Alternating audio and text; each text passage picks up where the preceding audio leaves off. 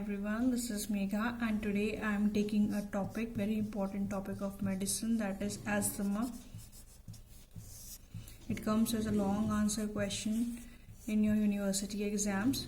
So to start with, first of all, we need to learn 7 to 6 points about definitions in asthma. So in definition, you can write that it is a first of all chronic condition and it is an inflammatory condition. The cells involved are, you know very well that the cells involved are eosinophils, then the mast cells, then the macrophages, T lymphocytes, very important, basically the T helper 2 cells, and the neutrophils also, and epithelial cells also.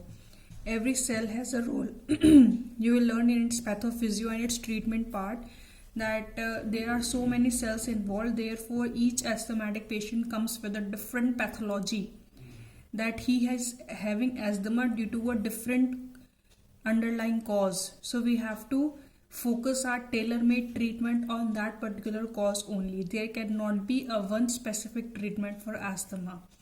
Basically, on the broader aspect, we know that it is an inflammatory condition, so we do use the inhalation corticosteroids, but still there are so many different cells involved. So for different cells, we have different types of treatment. We will learn later. So this is the cells involved and this is what asthma is. So what will be the clinical features in a susceptible individual of asthma? He will come with recurrent episodes. So again and again the episodes will be coming. The recurrent episodes of 4 things, that is, first of all, you know very well, wheezing, then breathlessness, chest tightness, and coughing. So these are the 4 basic features. BCC you know, wheezing you know. Wheezing and then BCC, breathlessness, chest tightening and coughing. So symptoms basically occur more during the night time or at the early morning time. So these are the clinical features the patient will come with. And therefore, from this definition, we get to know that it is a chronic inflammatory condition and what are the cells involved and what are the clinical features he will take. So in a box, you will write the 3 main features of asthma are, number 1, there is episodic airway obstruction.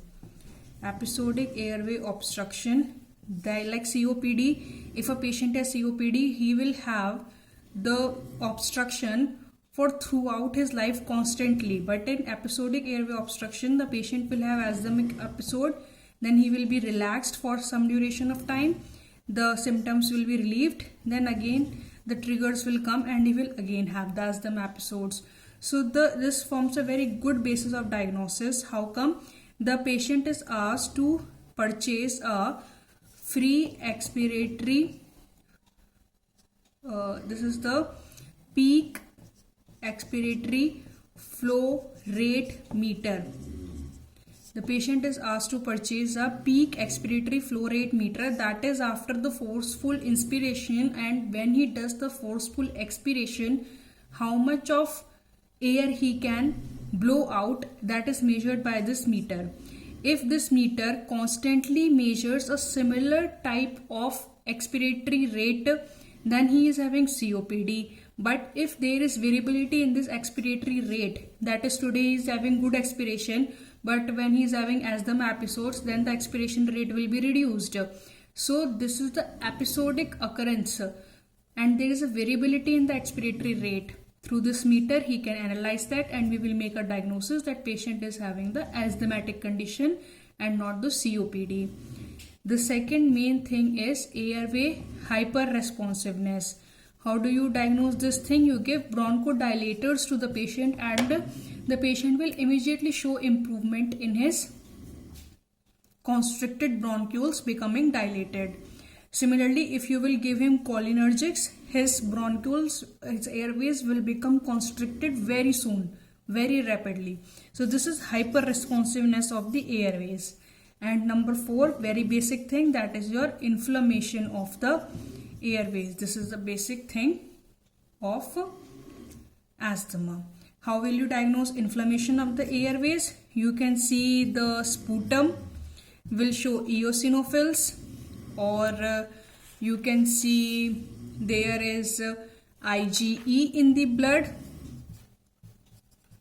and nitrous oxide in the breath. So these are the 4 things which shows that patient is having inflammation of the airways. I think my writing is not coming so clear. I can just do it again for revising.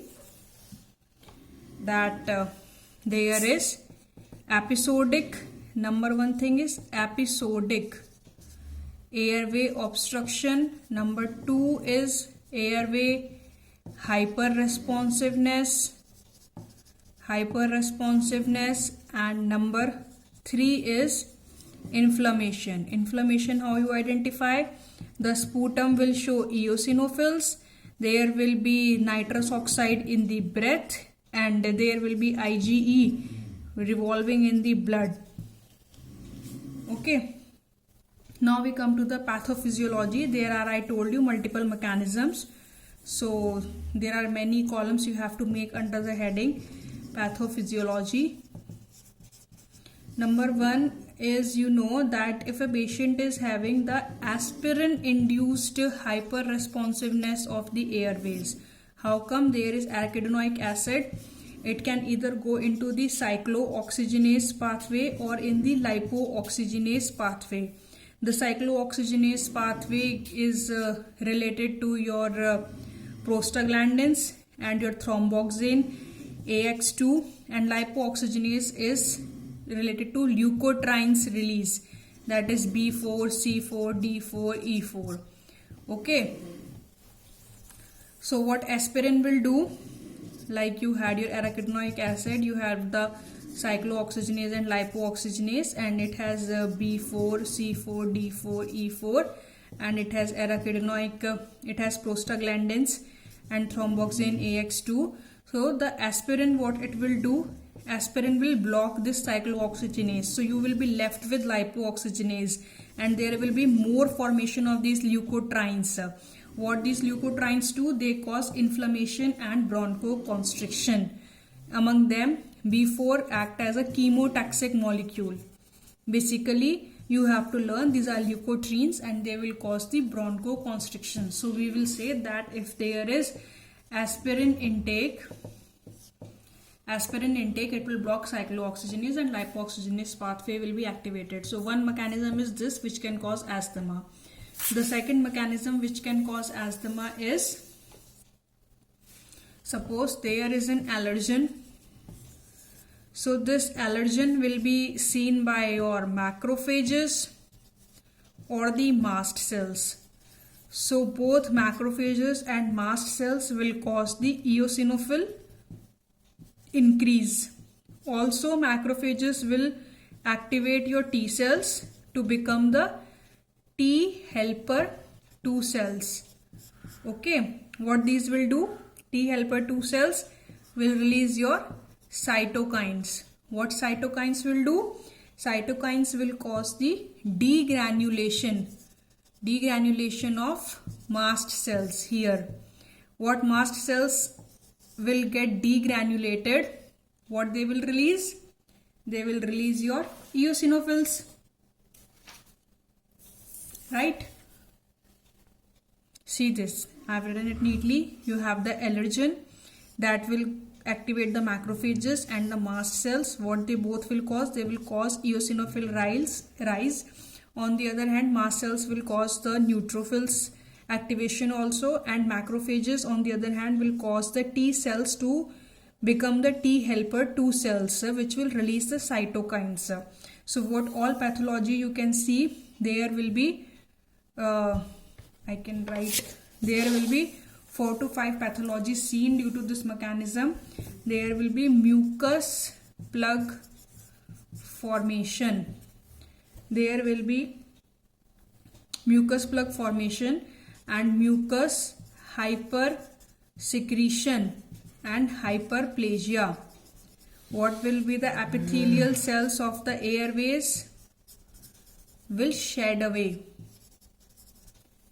You getting the things, the pathology which is happening? The nerve endings will in the airways will become hyper responsive, and the bronchial smooth muscles will become edematous, thickened, and bronchospasm will occur. Bronchospasm will occur. Mucus plug formation, mucus hypersecretion, epithelial cells start shedding, and the muscles, nerve endings become hyper responsive. There is bronchospasm, and there is smooth muscles of the airways, they thicken. You can also see some edema, edematous conditions also.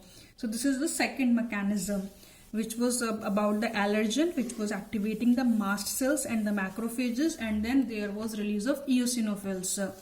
Now I come to the third mechanism, that you have the antigen, basically the allergen, which will be presented to the antigen presenting cell, that can be your macrophages. The antigen presenting cell will tell the naive T helper cells to either become Th1 or Th2. In this case they become Th2. They will release cytokines, that is interleukin 4, interleukin 13 and interleukin 5. What they cause? They cause mast cells proliferation. These cytokines cause mast cells proliferation. So there was an antigen binding with the IgE antibodies which were present on the mast cells. You had a mast cell, or you had the antigen presenting cell which presented this antigen. Okay, so we had four mechanisms. First one was aspirin induced, second one was mast cells and macrophages which were activating your eosinophils after getting activated with the allergen, and they were causing various things like hypersecretion of the mucus, epithelials are shedding, nerve endings become hyper responsive, and bronchoconstriction. Many things were happening due to this. Then the third mechanism is this of the antigen presenting cell, and the fourth one is about a vicious cycle which I will be telling you later. So the third one is about the antigen presenting cell. You have antigen presented to the antigen presenting cell, that is MHC class 2, and it is telling the T helper cells to transform into T helper 2 cells. T helper 2 cells will release the interleukin 4 and 13 and 5. The 5 one will cause inflammation in the airways, and 4 one will cause the mucin secretion. And this is how the airway inflammation will take place. Then the fourth mechanism is left, that is you have mast cells. Mast cells have the receptors. So these receptors, on these receptors the IgE antibodies will come and sit. Okay, now whenever an antigen will come and bind, cross-link with these IgE antibodies, there will be release of cytokines. There will be degranulation. First of all, the antigen has come and caused cross-linking with these antibodies. There will be degranulation of this mast cell. Then there will be release of cytokines. What cytokines will do? They will tell the B cells to proliferate, and they will make in turn more IgE antibodies, which will again come and sit on the mast cells. So IgE antibodies, then they are sitting on the mast cells, causing this cross-linking, degranulation, release of cytokines, proliferation of B cells, and more IgE released. Again the vicious cycle repeats. So these are four pathological mechanisms, of which the second one had the detailed description of asthma. Now the treatment will be targeted to the particular pathology which is happening in the airway of a particular patient. Thank you so much.